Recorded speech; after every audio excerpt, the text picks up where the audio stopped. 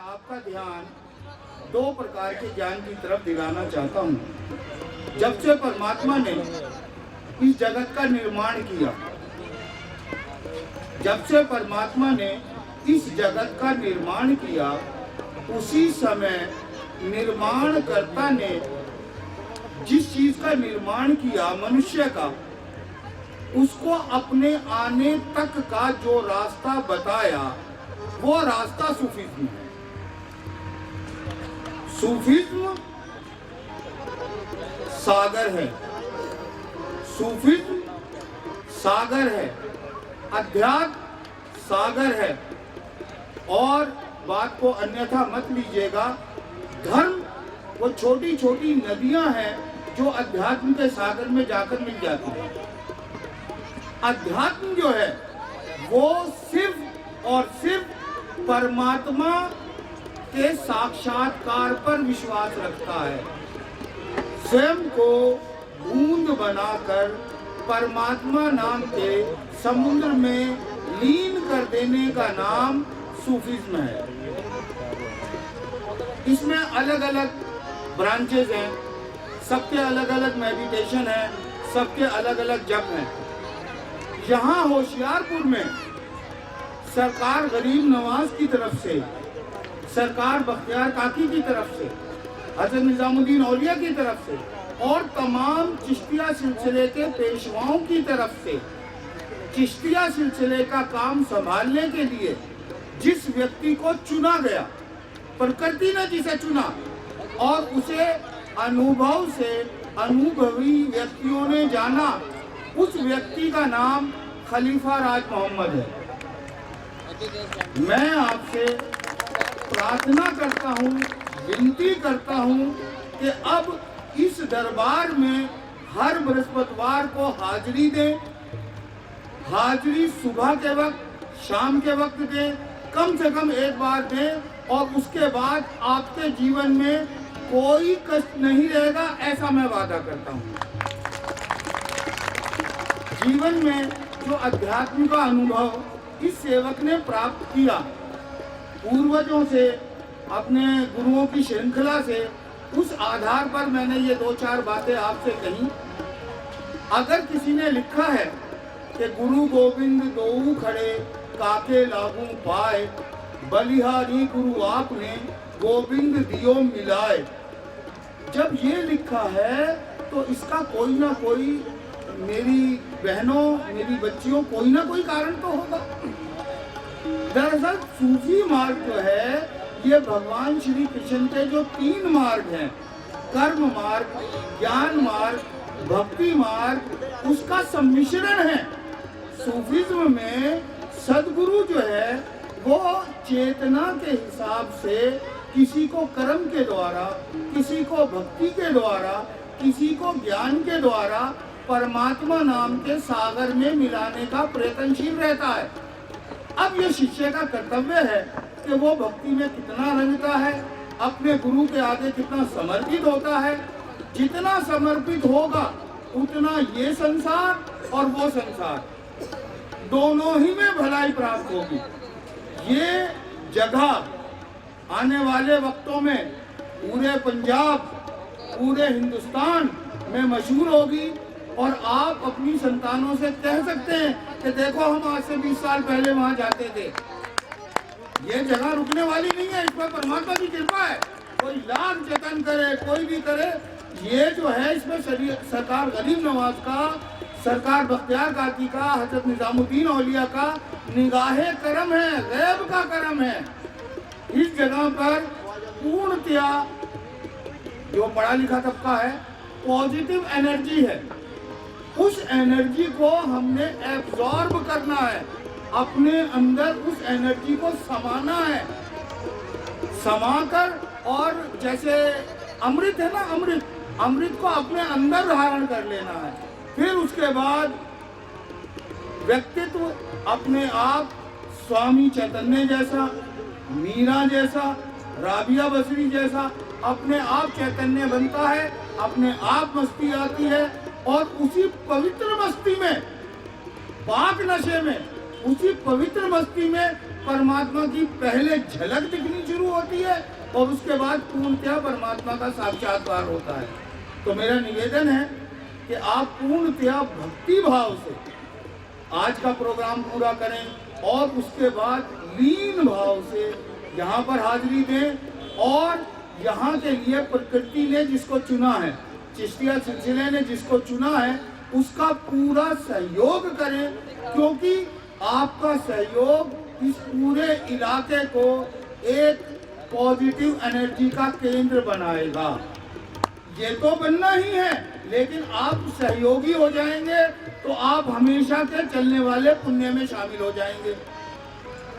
इसी निवेदन के साथ अगर किसी व्यक्ति का कोई प्रश्न है अध्यात्म से संबंधित तो वो पूछ सकता है या वो लिख के राज मोहम्मद भाई को दे सकता है।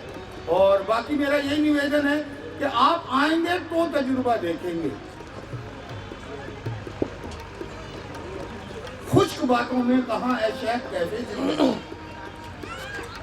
सूखी बातों में ऐ शेख जिंदगी का मजा नहीं है, मस्ती नहीं है। खुश्क बातों में कहाँ ऐ शेख कैफे जिंदगी, वो तो पीकर ही मिलेगा जो मजा पीने में है। जब यहाँ आएंगे और प्रेम की शराब पिएंगे, पवित्रता की शराब पिएंगे, पाक शराब, जिसे कलाम अल्लाह में शराब तहूरा कहा गया, जिसे शराब तहूरा कहा गया, वो मस्ती की शराब पिएंगे और साथ में आपके राहबरी के लिए, पथ प्रदर्शन के लिए चिश्तिया सिलसिले का रिप्रेजेंटेटिव यहाँ पर मौजूद है, जिसका रोजाना संबंध सरकार गरीब नवाज से, सरकार बख्तियार कादरी से, हजरत निजामुद्दीन औलिया से टेलीपैथिक रिलेशनशिप रहता है, किरणों का रिलेशन, शब्दों का नहीं, किरणों का रिलेशन। ये बात मैंने बहुत ध्यान से बोली है और जो समझदार हैं वो मेरा इशारा समझेंगे। आपने मेरी बात इतनी ध्यान से सुनी, इसके लिए मैं आपका धन्यवाद करता हूँ। आज्ञा दीजिए, प्रणाम स्वीकार करें। एक और निवेदन, इस बारे में मैं कुछ कहना चाहूँगा। मेरे पास भाई साहब ने कहा, देखिए मैंने शुरू में कहा था तो बड़ी अजीब सी बात है, थोड़ा सा समझदार तबका बैठा है इसलिए मैं 2-4 मिनट और लूंगा। क्रिएटर ने, परमात्मा ने इस ब्रह्मांड को बनाया, ठीक? उसने अपने आने तक क्रिएशन के लिए जो रास्ता बनाया वो सूफीज़्म है, ये पहले मैं बता चुका हूँ, ठीक? अब इससे आगे ये भी बता चुका हूँ कि धर्म और religion are like rivers and the Sufism is like ocean. सारे रिलीजन सूफीज़्म में, अध्यात्म में जाकर गिरते हैं। अब इसमें जरा सी थोड़ी सी पेचीदगी की बात आपसे जरूर कहना चाहूँगा। जब परमात्मा ने मनुष्य को बनाया, सूफीज़्म में एक थ्योरी है जिसे बोला जाता है डाइवर्सिटी इन यूनिटी, या कहा जाता है यूनिटी इन डाइवर्सिटी।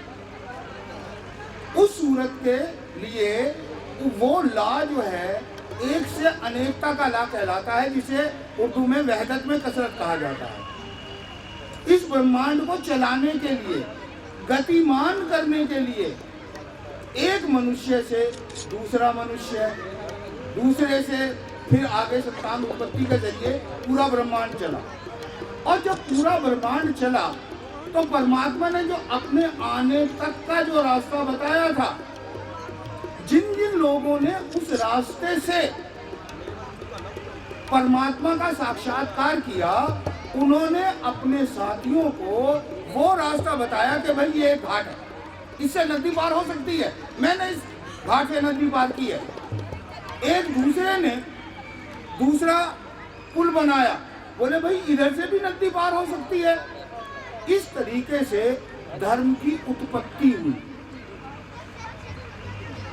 बड़ी अजीब सी बात है, मुस्लिम माइथोलॉजी ये कहती है कि 1,24,000 पैगंबर हुए संदेशवाहक परमात्मा के, लेकिन मुस्लिम माइथोलॉजी ये नहीं बताती कि वो 1,24,000 पैगंबरों के नाम क्या है।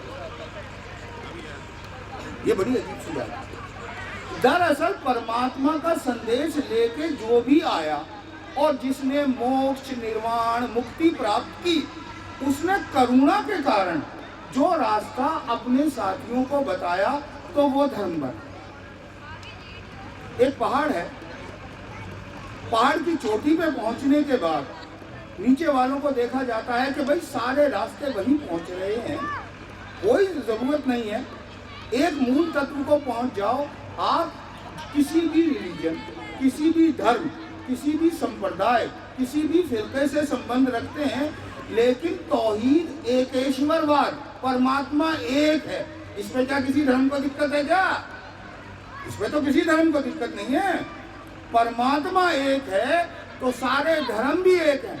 दरअसल हमें रिचुअल्स ने अलग अलग कर रखा है। जो परंपराएं धर्म में जुड़ी, जो धर्म का मूल तत्व जो था एकेश्वरवाद, उसके ऊपर जो आंच आई वीर जी, जो मूल तत्व था और उसमें रिचुअल शामिल हो गए, उसने धर्म की मूल शिक्षा को समाप्त कर दिया।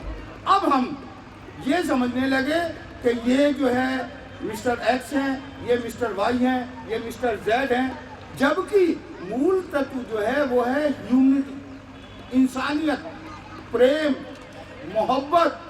कोई भी ग्रंथ, आकाशीय कोई भी ग्रंथ, कोई भी गुरु की वाणी, चाहे वो कुरान हो, चाहे भगवत गीता हो, चाहे उपनिषद हो, किसी में भी प्रेम, मोहब्बत का प्रचार करने की कहा गया है।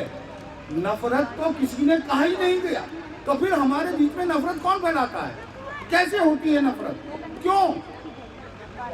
उसके कारण है हमें कोई इस्तेमाल करता है, अपने हितों के लिए हमें कोई इस्तेमाल करता है, और हम धार्मिक तौर पर भावुक होकर उस इस्तेमाल होने को समझ नहीं पाते।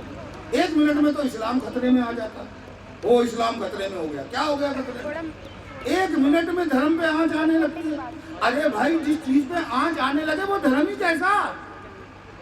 सत्य पे कैसे आंच आ सकती है?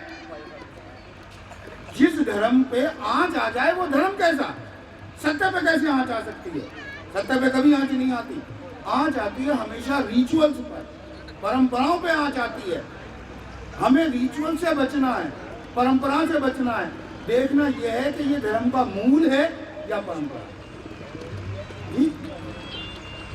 तो इसी के साथ याद रखिए, ध्यान रखिए, एक को मानो, एक को जानो, एक हो जाओ। एक को जानो, एक को मानो, एक हो जाओ।